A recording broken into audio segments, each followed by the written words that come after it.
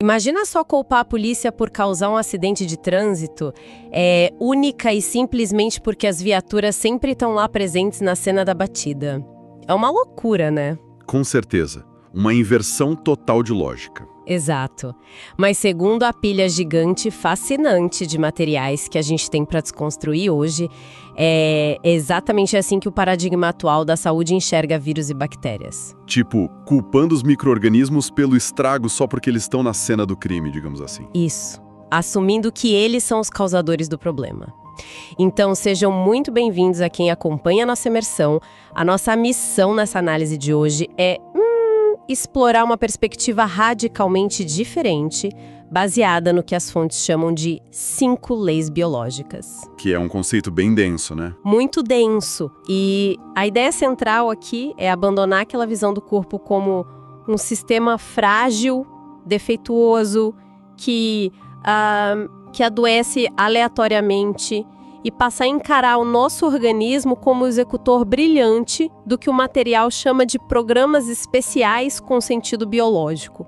Essa analogia da viatura de polícia que você trouxe, olha, ela ilustra perfeitamente uma confusão clássica que a humanidade faz entre correlação e causalidade. Aquela velha história de que estar no local não significa ser o culpado. Exatamente. A presença de algo não significa que esse algo causou o evento. E bom, antes da gente mergulhar nas leis biológicas propriamente ditas, os documentos que estamos analisando fazem muita questão de evidenciar falhas. Ou grandes lacunas investigativas, né? Isso, lacunas gigantes no modelo médico convencional, um modelo que, historicamente, foca quase que de forma exclusiva em suprimir sintomas. E o problema de focar só no sintoma é que muitas vezes se ignora a engrenagem oculta que iniciou todo o processo. Eu confesso que as contradições apontadas no material, nossa, elas são daquelas que fazem a gente parar e pensar mesmo. Eu fiquei bem impressionada. Tem uns exemplos bem chocantes logo de cara. Tem, por exemplo, a menção àquele famoso experimento do cirurgião Bruce Moseley, sabe? Ele lidava com cirurgias de joelho para osteoartrite. E aí ele dividiu os pacientes e em um dos grupos ele realizou uma cirurgia falsa. Um efeito placebo cirúrgico, né? Literalmente. Foi um efeito placebo puro. A equipe médica fez, só uns cortes superficiais na tele, sem mexer de verdade na articulação, costurou tudo e mandou o paciente para recuperação. E o resultado? Os pacientes melhoraram da mesma forma. Sim. Esses pacientes relataram o mesmo nível de alívio de dor e melhora na mobilidade que aqueles que passaram pela cirurgia real e super invasiva. É de explodir a cabeça. É o poder da percepção do cérebro em ação, né? Total. Ou então, tem algo muito mais cotidiano que as fontes levantam, que é a lógica das cáries. Desde a infância, a gente aprende que o açúcar alimenta bactérias, que essas bactérias produzem ácido na boca e esse ácido fura o esmalte do dente. É o que todo mundo escuta no dentista. Pois é. Mas, para aí, a fonte questiona o seguinte: se o ácido está na boca inteira, banhando todos os dentes cada vez que a gente engole saliva, por que a cárie ataca só um lado de um dente específico, deixando o dente vizinho e todo o resto da boca totalmente intactos? É um tipo de questionamento básico, anatômico, que quase nunca ganha espaço nos consultórios, sabe? E é exatamente da observação dessas anomalias clínicas que surge a história de origem dessas 5 leis biológicas. Que é uma história bem trágica, por sinal. Muito trágica. Tudo começa com um médico internista que era chefe de oncologia e que sofre um golpe pessoal inimaginável. O material detalha que o filho desse médico foi tragicamente baleado. Nossa! E, após meses de agonia no hospital, o menino acabou falecendo. O que chama atenção na cronologia dos fatos é que, pouco tempo após esse choque devastador, esse médico que, tinha um histórico de saúde impecável, ele desenvolve câncer testicular. Do nada, né? Logo depois do trauma. Sim, logo em seguida. E, de forma igualmente surpreendente, a esposa dele, que passou, obviamente, pela mesma dor, também adoece com um câncer logo depois. E sendo ele um homem da ciência trabalhando ali diariamente numa clínica oncológica, imagino que ele não aceitou isso como foi só uma obra de um acaso cruel. Não, de jeito nenhum. A intuição dele como pesquisador foi de que aquele choque terrível e o surgimento repentino dos tumores na família não poderiam ser eventos isolados. Tinha que ter uma ligação mecânica ali. Então ele começou a entrevistar os pacientes, né? Exato. Ele começou a investigar centenas e depois milhares de pacientes na ala de oncologia buscando um padrão. Ele queria saber se eles também tinham sofrido choques emocionais antes do diagnóstico. E segundo as fontes, ele encontrou algo monumental. Mas aqui a história toma um rumo bem complexo, né? Porque quando ele apresentou esse mapeamento de milhares de casos conectando os choques emocionais a tipos muito específicos de câncer, a resposta da elite médica não foi curiosidade científica, foi uma rejeição absoluta. O sistema se fechou contra ele. Mas vamos colocar isso na perspectiva da história da ciência, sabe? O material faz um paralelo super direto com o chamado reflexo de Semmelweis. Ah, a história do lavar as mãos. Essa mesma. Para contextualizar quem nos ouve, Ignaz Semmelweis foi um médico húngaro do século XIX que propôs uma coisa revolucionária para a época, que hoje parece óbvia. Ele sugeriu que os médicos deveriam lavar as mãos com uma solução de cloro antes de realizar partos. Porque eles saíam da autópsia direto para a maternidade, né? Credo. Exatamente. Ele notou essa correlação bizarra. Mas por fazer essa sugestão, ele foi ridicularizado, taxado de louco e totalmente ostracizado pelos colegas de profissão. E o resultado disso foi catastrófico para a saúde pública da época. Demais! Milhares de mulheres continuaram morrendo de febre puerperal nas macas por puro orgulho acadêmico. Até que, décadas depois, a teoria dos germes provou que ele estava absolutamente certo o tempo todo. A inércia institucional tem um peso enorme quando um novo paradigma ameaça o conhecimento que já está estabelecido. Só que aqui entra um ponto que eu considero crucial a gente abordar com transparência, porque as próprias fontes deixam isso bem claro. Sim, é importante não desviar disso. A história relata que a comunidade médica não apenas rejeitou a pesquisa, mas chegou a revogar a licença desse médico. E com o passar dos anos, depois de perder tudo, ele começou a emitir declarações ideológicas extremamente destrutivas. Entrou num terreno bem pantanoso. Bem pantanoso, quase conspiratório, e adotando visões que compreensivelmente afastaram muita gente das descobertas originais dele. E eu fico pensando como a gente lida com essa dicotomia. É uma armadilha na qual a análise histórica cai frequentemente, sabe? Mas os documentos que baseiam nossa exploração de hoje, eles estabelecem uma regra muito pragmática. É imperativo separar o biólogo da biologia. Separar o criador da criatura, digamos assim. Exato. A ciência, quando ela é mecânica, reprodutível, baseada em tomografias, ela existe independentemente da figura de quem a descreveu. Faz sentido. Um indivíduo pode desenvolver opiniões políticas inaceitáveis ou um comportamento errático diante de traumas pessoais e perseguições, mas isso não altera 1 milímetro sequer da mecânica celular que ele documentou. A gravidade continua puxando as coisas para o chão, não importa o que Isaac Newton pensasse sobre a alquimia nos momentos de loucura dele. Verdade, Newton tinha umas ideias bem estranhas fora da física. Então, o foco rigoroso dessa nossa análise deve permanecer exclusivamente na ciência anatômica revelada pelas 5 leis. É uma separação justa e necessária. Com certeza. O foco é a anatomia e as leis naturais. Então, focando puramente na biologia, como essa mecânica começa? Porque se a gente abandona a ideia de que o corpo simplesmente quebra ou dá defeito do nada, a gente precisa entender qual é o gatilho real para isso que a sociedade chama de doença. Bom, o mecanismo de ignição é descrito logo na primeira lei biológica, que introduz o conceito do conflito biológico. E aqui, a gente precisa diferenciar isso do estresse corriqueiro de todo dia. Tipo, não é ficar estressado no trânsito, né? Não estamos falando de irritação no trânsito, preocupação com o prazo de um relatório ou conta de luz para pagar. Um conflito biológico é um choque dramático, altamente agudo, totalmente inesperado, tipo um raio caindo na sua cabeça. E tem um detalhe nas fontes que me marcou muito. É algo vivenciado em isolamento. Essa é a chave principal. É um momento de impacto onde o indivíduo sente que o tapete foi puxado debaixo dos pés dele e ele não tem, ou pelo menos sente que não tem, com quem compartilhar a verdadeira profundidade daquela angústia na hora exata em que ela acontece. É aquele pânico solitário. E o que mais me impressionou nas anotações é a precisão cirúrgica de como o corpo registra esse choque. Não é algo que fica só flutuando abstratamente lá na mente, tipo um pensamento ruim. Não, tem um registro físico muito real. O material descreve uma sincronia em 3 níveis. O choque atinge a psique, o cérebro e o órgão. Tudo numa fração de segundo, ao mesmo tempo. Na psique, a pessoa entra no estado de pensamento compulsivo.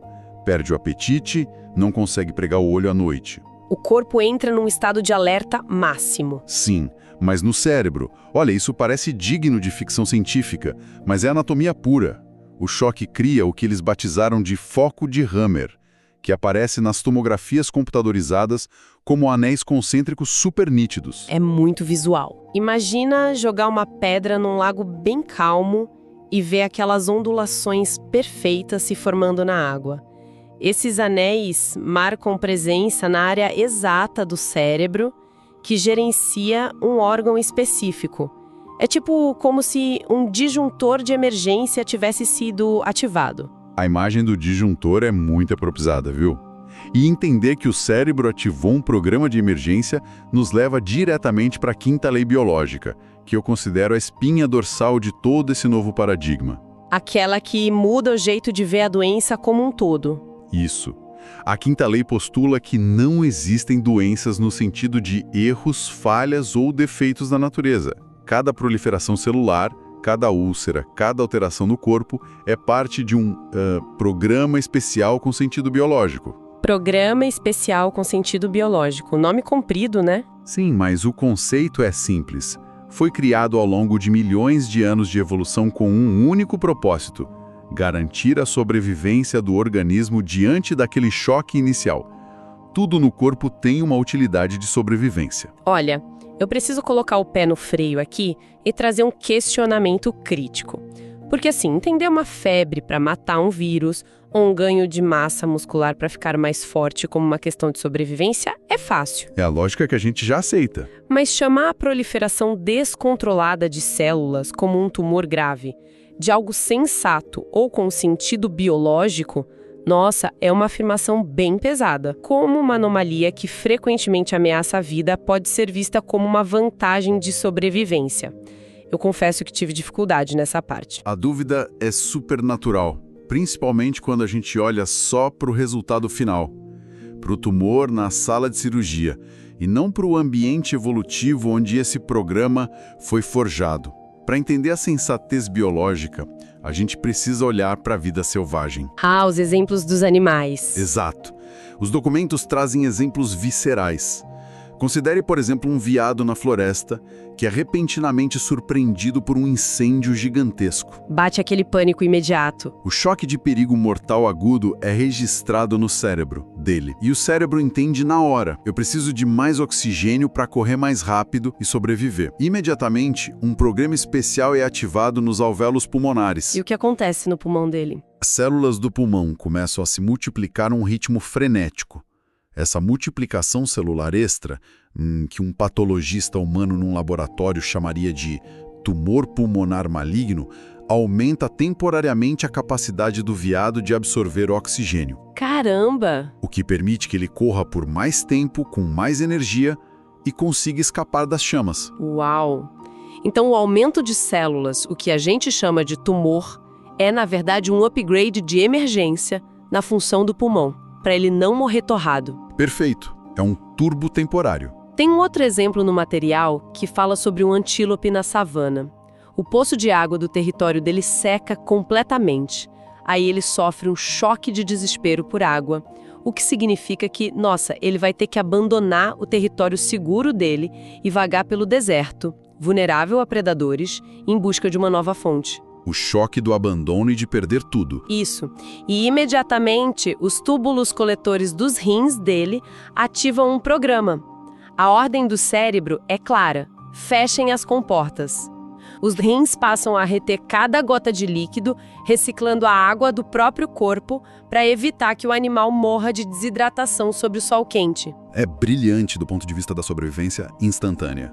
E também tem o caso da mãe raposa, que vê um filhote ser gravemente ferido por um predador.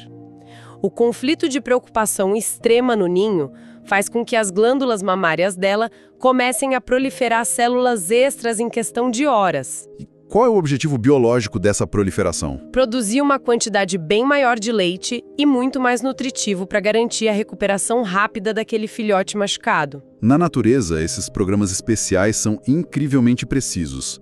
A biologia não debate moralidade, sabe? Ela não pensa se é feio ou bonito.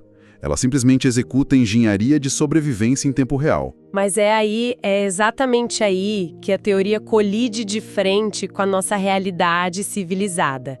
Se nós, seres humanos, temos exatamente esses mesmos programas instintivos arcaicos instalados no nosso hardware biológico... Por que a gente não resolve as coisas igual aos animais, né? Isso, porque os animais na natureza resolvem seus problemas em dias ou morrem tentando, enquanto humanos ficam doentes por anos, desenvolvendo tumores gigantescos que acabam causando danos estruturais irreversíveis. Essa é a grande charada. Refletindo sobre o material, a resposta gritante parece ser a nossa relação com o tempo e com o ambiente que a gente criou. O antílope soluciona a falta de água em 2 ou 3 dias achando um outro poço, ou ele vira presa de um leão. O ciclo se encerra rápido, de um jeito ou de outro. Você tocou no ponto neurálgico. Essa é a grande tragédia da civilização sob a ótica da biologia arcaica. Nós vivemos num ambiente moderno, cheio de regras complexas. Mas o nosso corpo ainda responde como de um caçador-coletor da Idade da Pedra. Um descompasso total. Sim. Transponha o exemplo do antílope para nossa realidade urbana. Imagina um senhor idoso que perde a esposa e, de repente, os filhos decidem colocar ele à força numa casa de repouso, totalmente contra a vontade dele. Nossa, isso é muito comum. Para a psique primata dele, profunda lá no subconsciente, ele foi violentamente expulso do seu território seguro e abandonado num deserto estéril. E o corpo vai reagir como antílope. Exatamente. O cérebro dele registra o choque e aciona os túbulos coletores renais para reter líquidos. A diferença brutal, a diferença que adoece, é que esse idoso não vai encontrar um novo poço de água na semana seguinte e resolver o problema instintivo. Porque ele está preso no asilo. Sim. Ele vai passar 5, talvez 10 anos, morando naquele asilo, vivendo diariamente, 24 horas por dia, aquela mesma sensação de abandono territorial. E os rins dele vão continuar retendo líquido implacavelmente, dia após dia, ano após ano, só obedecendo cegamente à ordem do cérebro. Sem parar. E no fim das contas, a medicina convencional vai olhar para os exames de sangue e urina dele, vai ver o inchaço severo, a retenção de líquidos e carimbar ali o diagnóstico de insuficiência renal crônica. O que rotula ele como doente. Tudo isso sem perceber que não tem um defeito no rim em si. O rim tá ótimo, tá fazendo o que mandaram. O corpo tá só executando de forma impecável um programa de sobrevivência, só que congelado num estado de alerta interminável, que não desliga nunca. Essa percepção genial do alerta interminável é a ponte fundamental para a gente entender a segunda lei biológica, que é a lei bifásica. A das 2 fases, certo? Isso. A biologia determina que, se o corpo inicia um programa especial de emergência devido a um choque, a expectativa orgânica é que esse choque seja resolvido em algum momento breve. Ninguém foi feito para ficar em emergência para sempre. Exato. E quando o choque é finalmente resolvido, o corpo precisa desfazer as gambiarras que ele construiu. Então, todo o programa especial tem 2 fases bem demarcadas, contanto que ocorra a tal da resolução do conflito. A primeira é a fase ativa, né, que é o momento logo após o choque. É o estado de luta ou fuga raiz. O sistema nervoso simpático assume o controle da nave. Você fica elétrico. Fica. A pessoa não consegue pregar os olhos à noite. Sabe aqueles pensamentos que ficam rodando em loop na cabeça? As extremidades, tipo as mãos e os pés, ficam super geladas porque o cérebro puxou todo o sangue para os órgãos vitais. Porque ele está se preparando para lutar contra um tigre. E, voltando à analogia animal, é nessa fase super silenciosa que aquele tumor de glândula mamária cresce. O material dá um exemplo humano doloroso. Se uma mãe recebe a notícia de que a filha pequena foi atropelada, ela entra em choque agudo. Conflito de preocupação no ninho? Isso. Para fornecer mais nutrição para a criança em risco, as células mamárias da mãe começam a se multiplicar. Só que, ao contrário da raposa lá na floresta, a filha humana vai para uma UTI supermoderna e pode passar meses internada em coma. E a biologia da mãe não entende UTI. Não entende. Então a mãe passa meses presa na fase ativa, sem dormir, mãos geladas, e aquela multiplicação celular que começou silenciosa vai acumulando até se transformar num tumor de mama palpável. Um mecanismo muito impressionante e lógico quando você entende a raiz. Mas, vamos lá. O que acontece se, após 6 meses de pura angústia, a criança finalmente recebe alta do hospital? Volta para casa e a mãe abraça ela, sã e salva, na sala de estar. O conflito desliga, né? O alarme para de tocar. Sim, o conflito é resolvido no nível da psique. O alarme no cérebro é desligado. O corpo transita imediatamente daquele estado de estresse absurdo para um estado de reparação profunda.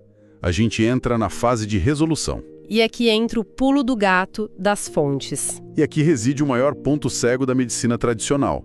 É exatamente nessa fase de resolução, nesse relaxamento merecido, que a imensa maioria dos sintomas incapacitantes aparecem na pessoa. E isso contraria o nosso senso comum de uma forma quase absurda, né?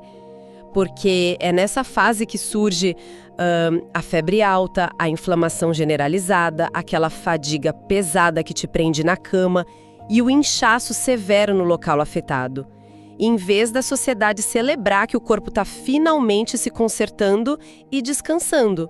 A sociedade entra em pânico. Entra em pânico total, achando que a doença começou ali naquele dia da febre. Pois é, o corpo precisa desmontar a estrutura temporária que ele construiu na fase ativa. Aquele tumor mamário extra, seguindo o nosso exemplo, ele não tem mais função nenhuma, já que a filha agora está segura no sofá de casa. Virou lixo biológico. Lixo puro. E é aqui que os documentos inserem a 4ª lei biológica, que, redefine o papel dos micro-organismos de uma forma genial. Bactérias, fungos e vírus não são os invasores maliciosos que causam o adoecimento. Eles são os garis da história. Sim.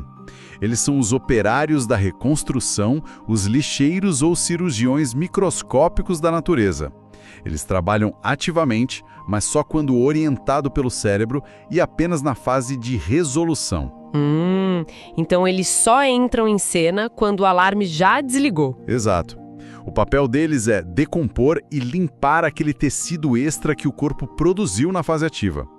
E é esse processo de degradação estrutural que gera inflamação, suor noturno e o pulso. E o material ainda descreve um evento muito peculiar dentro dessa fase de reparo celular, que é a chamada crise epileptoide, ou epícrise.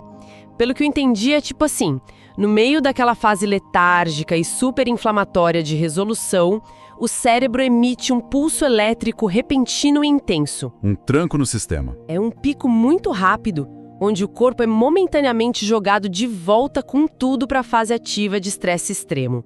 É meio que um teste final de segurança do sistema, para verificar se a fiação toda está em ordem antes de devolver o corpo para o funcionamento normal do dia a dia. E dependendo de qual órgão estava no programa de emergência, olha, essa epicrise rápida pode se manifestar de formas bem severas, tipo um ataque cardíaco, uma crise aguda de asma ou um espasmo muscular violento. Nossa, essa compressão de eventos, de ler como o estresse e o relaxamento ditam a inflamação, leva a gente a compreender padrões de adoecimento que antes pareciam meio mágicos, né? Ou de muito azar. Aquele azar que todo mundo já teve uma vez na vida. Exatamente. Fica impossível não pensar no que a gente chama popularmente de síndrome do Lázaro.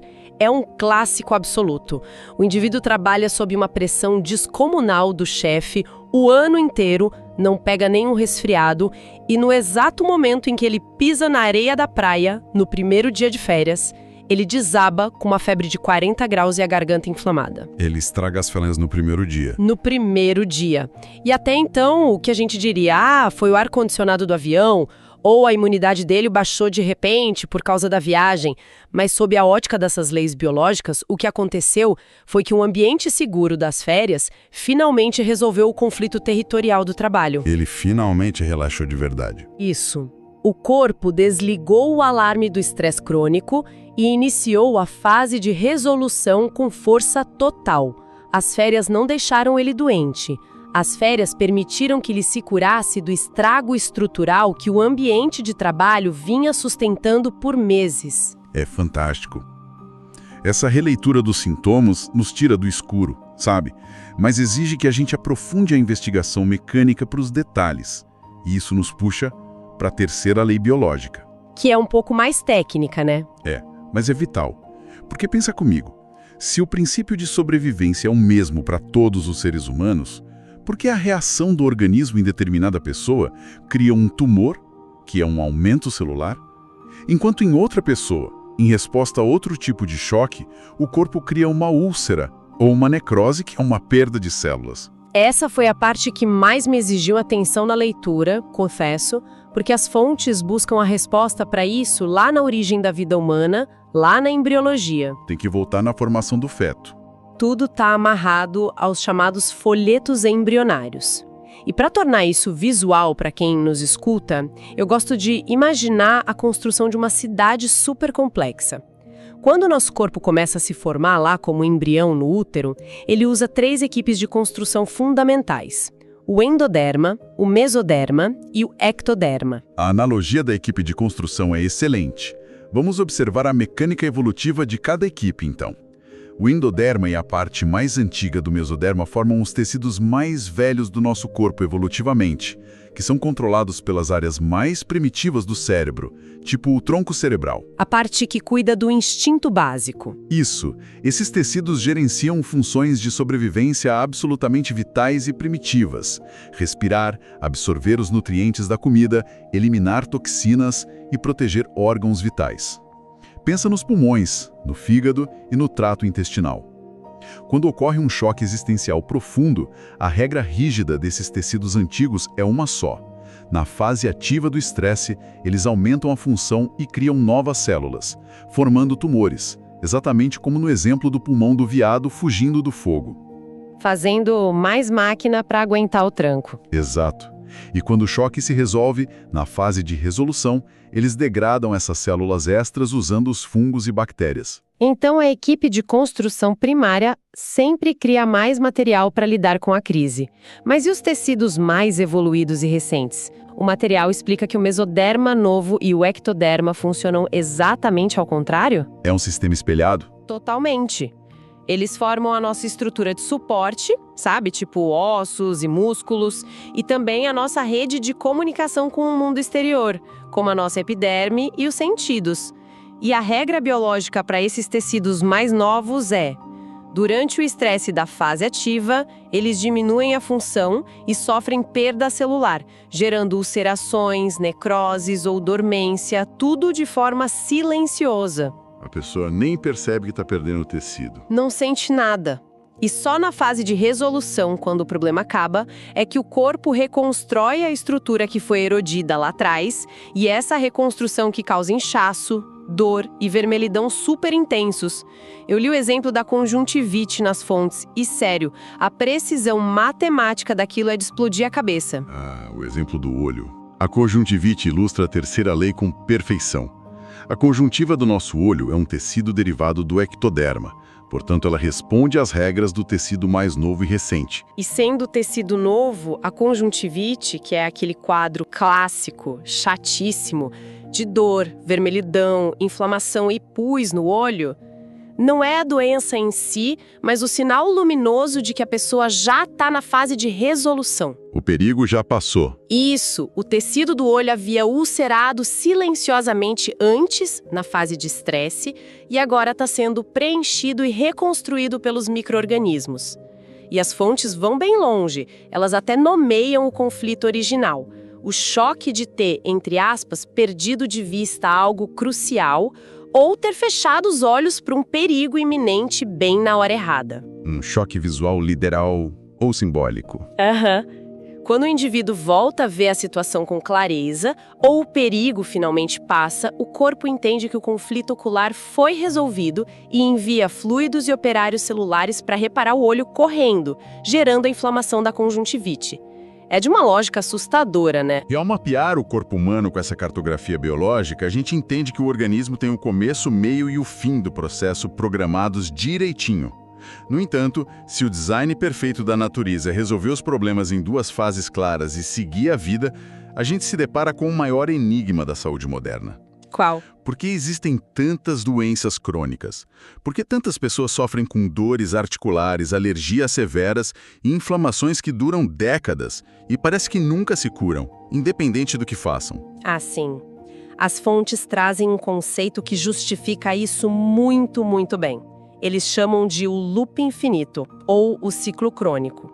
E, novamente, o problema não está na falha da biologia de quem adoece, mas no ambiente doentio em que a gente se coloca. A civilização cobrando o preço. Pois é. Imagina aquele funcionário de escritório que sofre repetidos abusos verbais do chefe todo santo dia.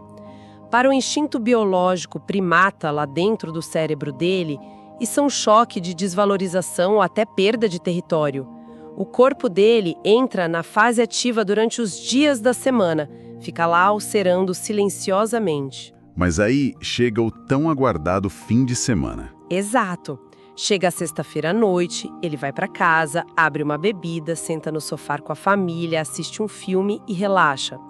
O cérebro primitivo dele olha ao redor e percebe que o predador não está mais lá.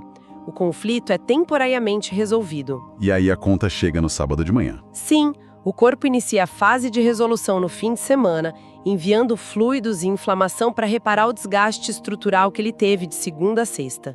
E aí isso causa, por exemplo, fortes dores articulares ou uma enxaqueca violenta bem no domingo à tarde. Que deveria ser o processo de encerramento normal, né? A cura. Mas na segunda-feira de manhã, esse funcionário pega o carro, entra no elevador do escritório, as portas se abrem e ele dá de cara com o mesmo chefe abusivo. Reativa tudo de uma vez. Naquele milissegundo de susto, o choque é reativado. O cérebro paralisa o reparo celular imediatamente para economizar energia e o corpo é puxado violentamente de volta para a fase ativa. O processo biológico de cura é interrompido no meio do caminho. Uma entra e sai sem fim. Esse indivíduo passa anos a fio ativando o programa na segunda-feira e tentando resolver precariamente no sábado. Essa interrupção repetida e constante do ciclo de reparação, essa impossibilidade de chegar ao fim do programa biológico é a mecânica exata e estrutural que sustenta as doenças crônicas em seres humanos. É fascinante pensar que, com um conhecimento dessa magnitude nas mãos, a vida prática de um paciente muda da água para o vinho. Muda de figura total. A mudança de paradigma tira o paciente daquele assento do passageiro assustado, sabe? Ele deixa de ser uma vítima indefesa que vive assombrada por um processo caótico e maligno do próprio corpo e passa a ser um corresponsável ativo pela saúde dele. Ele pode mapear a causa, compreender de onde veio aquele sintoma específico naquele exato tecido e até prever a duração do desconforto inflamatório. Isso reconfigura as decisões médicas de forma profunda na clínica. Pensemos no caso lá da mulher com um nódulo na glândula mamária, decorrente da preocupação com a filha que estava no hospital. As fontes delimitam alguns cenários muito claros de conduta. Como agir, né? Exato. Se a filha dela já voltou para casa, já recebeu alta e está totalmente fora de perigo, o conflito na cabeça da mãe está 100% resolvido. A fase ativa parou. E o corpo entende que a urgência passou. Sim. O nódulo, o tumor que se formou ali, não vai mais crescer nenhum milímetro. Pelo contrário, ele entrará num processo de encapsulamento ou até degradação, se as bactérias estiverem presentes. Sabendo disso, o desespero por uma intervenção agressiva e imediata, que mutile o paciente, perde um pouco o sentido, né? O cenário ali exige um acompanhamento clínico de perto, óbvio, mas permitindo que a biologia finalize a etapa de resolução de forma mais natural e controlada. Mas as fontes, olha, elas são super pragmáticas sobre o outro lado da moeda também. Elas não vivem num mundo de fantasia. E se a situação da filha lá na UTI continuar extremamente instável entre a vida e a morte por meses a fio? O choque da mãe não vai se resolver. De jeito nenhum. O choque emocional crônico da mãe vai continuar. E, consequentemente, o cérebro vai continuar enviando ordens diárias para as células mamárias se multiplicarem sem parar, gerando uma massa tumoral gigantesca. E isso pode começar a comprimir outros órgãos vasos sanguíneos e causar problemas mecânicos gravíssimos na mãe. Aí o jogo muda. Nesse cenário específico, o material aponta que uma cirurgia conservadora para remover o excesso de tecido preventivamente é uma atitude de extremo bom senso para evitar obstruções e dores incapacitantes futuras. A grande sacada, a diferença abissal aqui, é o estado mental do paciente perante a cirurgia. Ela não está mais apavorada. Isso. A mulher vai para o centro cirúrgico sem aquele terror psicológico de estar sendo devorada aleatoriamente por células assassinas. Ela entende, de forma totalmente racional, que ela está apenas ganhando tempo no tecido físico, esvaziando o balde, enquanto ela luta para estabilizar a situação emocional da vida real dela. Tira o peso do pânico de cima da mesa. E o convite das fontes vai até além dos consultórios complexos. É sugerido que o conhecimento das 5 leis biológicas seja testado na rotina de cada um, na vida diária. Como seria isso na prática? Observando pequenos sintomas chatos, sabe? Como dores de cabeça do nada, dores musculares sutis ou resfriados constantes. A ideia é rastrear mentalmente para trás, buscando encontrar a situação exata de estresse, alívio ou desvalorização que foi resolvida algumas horas antes de o sintoma aparecer. Fazer um trabalho de detetive emocional. Exato. Essa correlação direta pode fornecer alívios surpreendentes. Os documentos mencionam inclusive relatos bem comuns de remissão total de alergias severas quando o indivíduo finalmente conscientiza e entende o conflito gerador oculto que disparava a crise. Diante de uma revolução dessas na forma de entender a biologia, a pergunta inevitável que fica pairando no ar para quem está ouvindo é: então, peraí, a medicina de emergência deve ser abandonada, ignorada, jogada fora? Não, de jeito nenhum. De forma alguma. Os documentos são explícitos e enfáticos ao registrar um profundo reconhecimento e até gratidão pela existência e eficiência incrível da medicina tradicional de emergência, bem como pelos medicamentos alopáticos que salvam inúmeras vidas durante acidentes graves ou que servem para atenuar crises extremas na fase de resolução. Ninguém está falando para jogar o analgésico fora. A medicina moderna de trauma é maravilhosa. É fantástica. O ponto nevrálgico de toda essa discussão de hoje não é abolir a medicina, longe disso, mas reorientar o foco do tratamento crônico, entende? Em vez de ficar combatendo cegamente, só focar no estrago da obra de reparo do corpo, o olhar clínico deve mirar lá na causa inicial, lá naquele choque existencial agudo e não resolvido que ainda mantém o alarme soando. Consertar o vazamento em vez de ficar só secando o chão molhado eternamente. A síntese dessa nossa exploração revela uma arquitetura assustadoramente inteligente do nosso organismo. Desde o mapeamento elétrico lá no cérebro, em formato daqueles anéis no tecido cerebral, até a manifestação celular, que é rigorosamente calculada para ocorrer no órgão correspondente, cada etapa minúscula é desenhada evolutivamente para preservar a vida do indivíduo. É um design admirável, muito. A biologia nunca, em hipótese alguma, trabalha contra si mesma para se destruir de propósito. A doença desse novo enquadramento que a gente discutiu hoje, ela não é uma falha caótica de sistema. Ela é uma tentativa meio bruta, mas heróica, de adaptação e sobrevivência imediata. Para finalizar essa nossa análise de hoje com um pensamento instigante, o material cita super brevemente um conceito fascinante que amarra muitos mistérios imunológicos da modernidade, que é o conceito dos trilhos. Os gatilhos inconscientes, né? Isso. Pensemos no seguinte: no milissegundo exato em que um choque biológico inesperado ocorre na vida de alguém, o cérebro dessa pessoa age como uma câmera de altíssima definição. Ele grava não apenas o problema central, o choque em si, mas ele capta absolutamente todos os detalhes ambientais ao redor.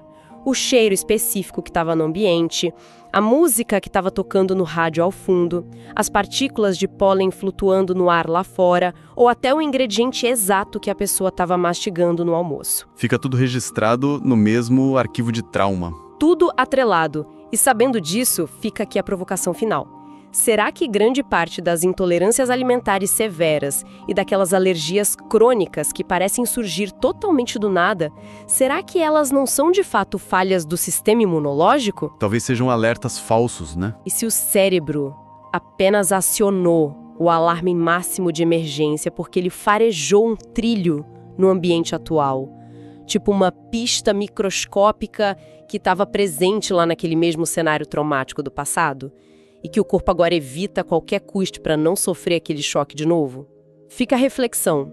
O entendimento profundo do nosso corpo pode estar escondido bem ali, nos detalhes invisíveis da própria história de cada indivíduo. A viatura de polícia sempre esteve na cena do acidente, e os micróbios e o sistema imunológico sempre estiveram lá também.